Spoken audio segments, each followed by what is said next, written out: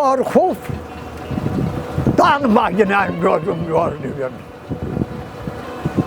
Düz danış öğrenme yalana dilim. Hiç kimin kalbini sen acılama.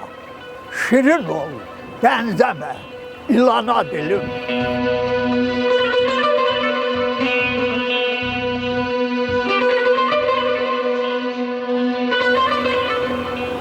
Şer deyip hiç zaman eyleme kıymet. Onlar sahibine getirmez hürmet. Ele etkinen ki evde de külfet. Seninle mihriban dolana dilim.